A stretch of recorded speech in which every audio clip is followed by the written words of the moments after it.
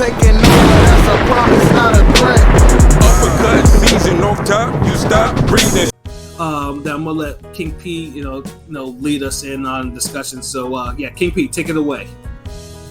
What's good, y'all? So, we got a poll for today. A Ring Gang style poll because Ring Gang got the best polls. You know what I'm saying? So, pause. Oh, stop that, man. You can always want to put pause in front of everything. Fuck out of here. But this poll was a mythical matchup poll. We love our mythical matchups. Fantasy Fight Friday #. At 135, Adrien Broner versus Teofimo Lopez. Mythical matchup. Who wins? We got 29 votes so far. Go keep voting. Polls are still up. 29 votes. 69% said Teofimo wins at lightweight. 31% say AB wins at lightweight. So see, that's like I said. I mean, it's interesting. But so lightweight. I mean, Broner. I always say this too. Broner was prime. Like Broner, his best division as a pro was at lightweight. Yep, it was. Because for whatever, I mean, he punished niggas at that weight. The lightweight fights, he punished niggas. Like it was like nobody's business at that weight. Great finisher at that weight. And probably the closest to have it that weight though. Like enough. He had like 3 fights, but he made them count though. Yeah, he made them count. Yeah, make them shits count. Yeah, because he never looked. I don't think Broner never looked how he did. In the highways, like 140, especially 147. Well, 140 he had glimpses of it. Yeah, 140 he had glimpses of it, but at 147 it was always like singular counterpunch moments. Yeah, it was over there, but 135, dude. I mean, dude. It was full fights. Yeah, dude was being the fights he had there. The 3 or 4 fights he had, he was being the shit out of these niggas like at that weight. Like, and you can say that. So Teofimo Lopez was doing it too. So, but like I think this one, like because this. But he doesn't have Broner doesn't have the Nakatani performance. Right. Yeah, he definitely does it, but then, or at least not against that level of opponent. Like if you want to say, Ponce de Leon. Right. I mean, but at least at lightweight, you have Lopez. He always has the Lomachenko fight to fall back on because I mean it is just like we want to call it his magnum opus performance. It is. That Broner Ponce fight wasn't that bad. Like no, it wasn't. Not to me. That was Tank Pitbull before Tank Pitbull. Yeah. I don't know. I think Tank Pitbull was more competitive than like that was a closer fight than like Broner Ponce de Leon is one of those. I thought Broner won, but Ponce de Leon fought Broner in the most perfect way for that style. So if you're leaning toward that, you might see it's a draw, or you might feel like Ponce de Leon won. But I felt like Broner just beat him off the clean puncher. But that was a 130 fight though, wasn't it? Wasn't a yeah, 130. Yeah, that was 130. I'll just bring it up as like a credible opponent because when we're looking at a mythical matchup, we're looking at who's gonna win type shit. So you got to look at all that. Like we're not saying who had the better career at 135. Mm-hmm. Obviously Teo has the biggest moment, biggest win. Yeah, right. I think Broner's had the best performance.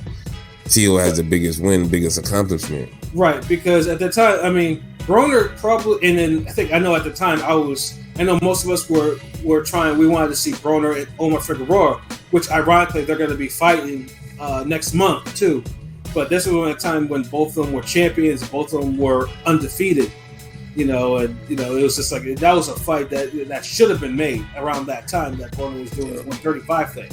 But Broner destroyed the dude that pretty much is the guy that Teofimo beat his best win.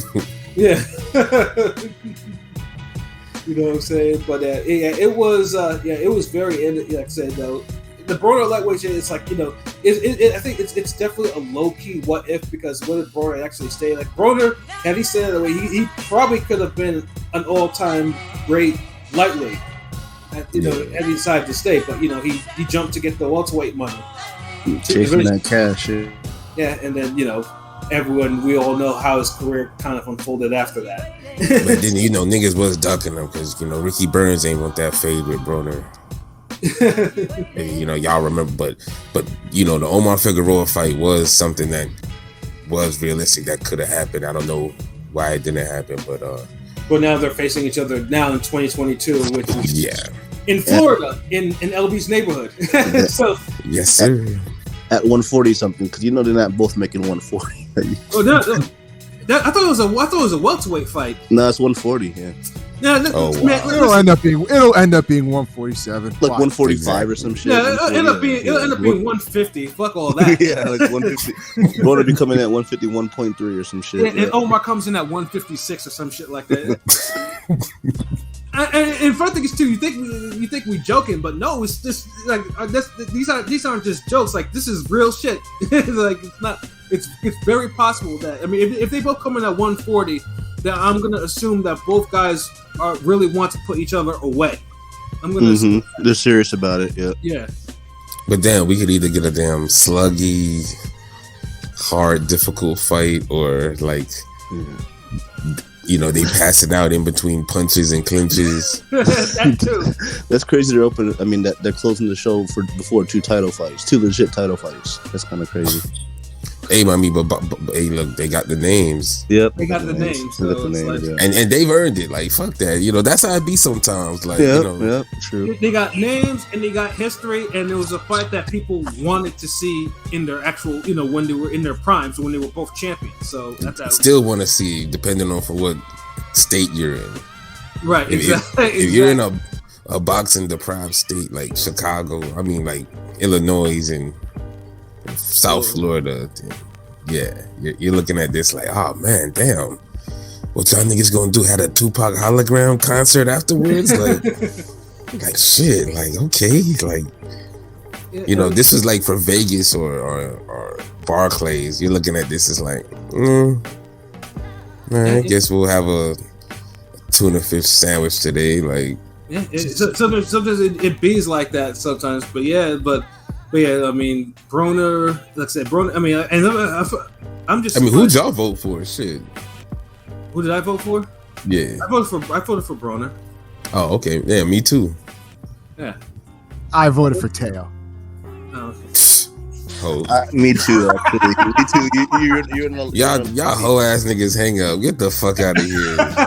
It's a close fight. I couldn't be mad at either one, but yeah. It's a 50-50 fight. That's a good poll. So tell me why y'all chose like starting with Pilot first. Like, Teofimo Lopez wins better than any Broner win, and I feel like I don't know. It's the style matchup though. Y'all looking at careers and shit. I think Teofimo might be. I don't know. I just think he would be able to prevail and probably take a decision. Most likely, I don't think he'd spark him out, but Broner does have a really, really good chin. He hasn't got stopped, so I just think Teofimo is a little longer. Pause. Taller, maybe a little bit more athletic.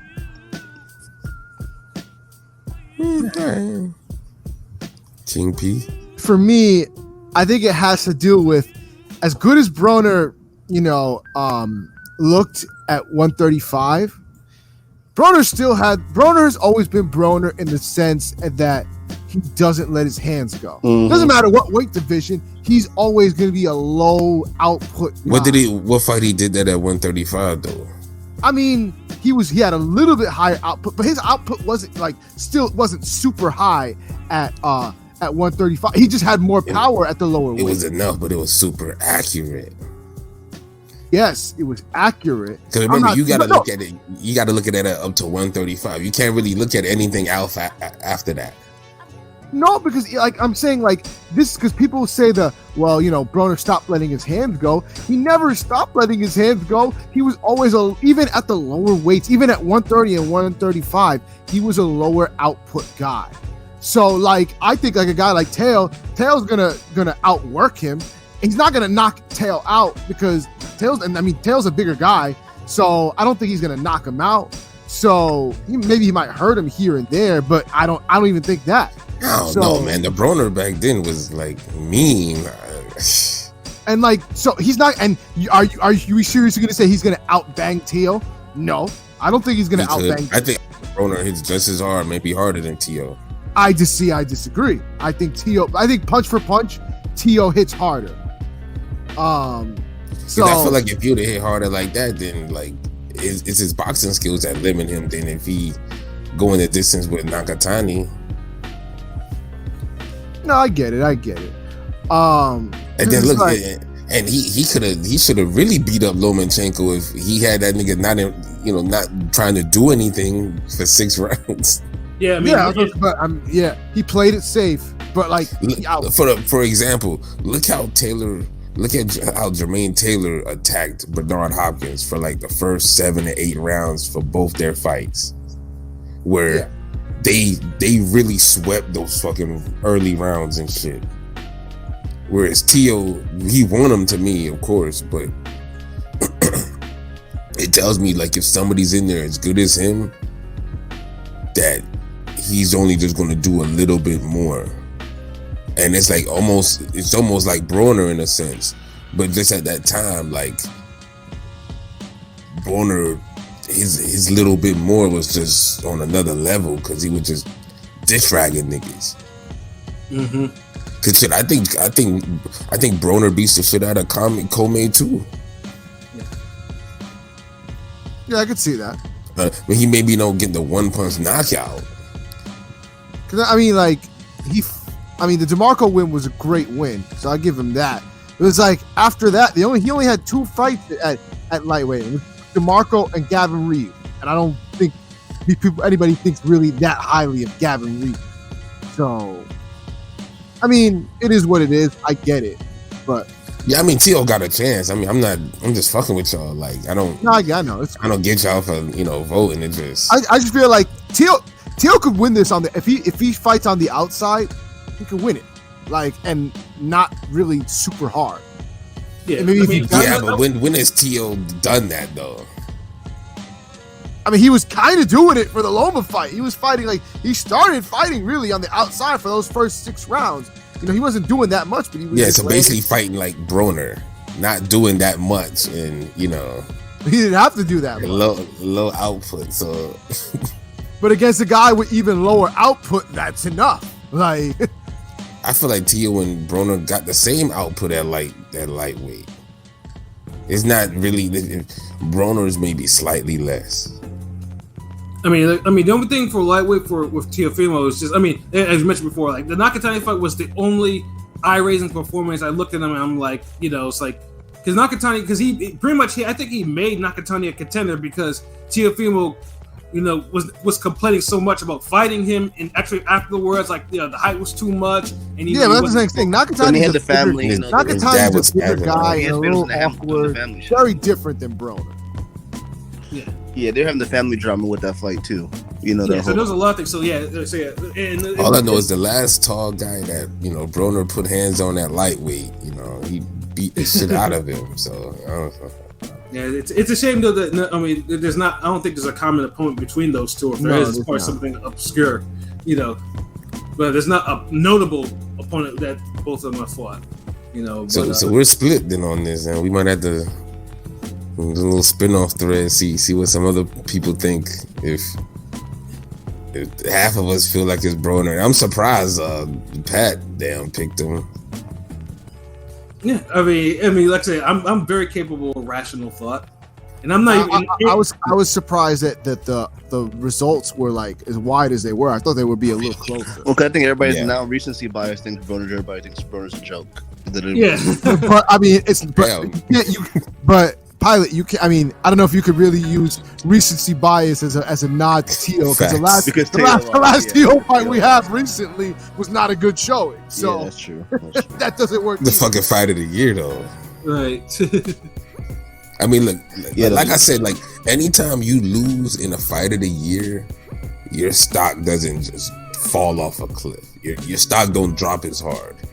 Mm-hmm. That's the only time when a loss is not like. Unless it's a career-altering Baranchek Zepeda loss, that's the only time the fight of the year loss is like a bad look. other than that, like, there is reason. I could understand what y'all saying, but T.O. shit ain't never drop off his Broner. And matter of fact, before it kind of fell. Right. Yeah, I mean, look at Cambosa's shit now. Like, I think it's worse. Yeah, Cambosa's went from being for good reason too. Yeah. For good reason.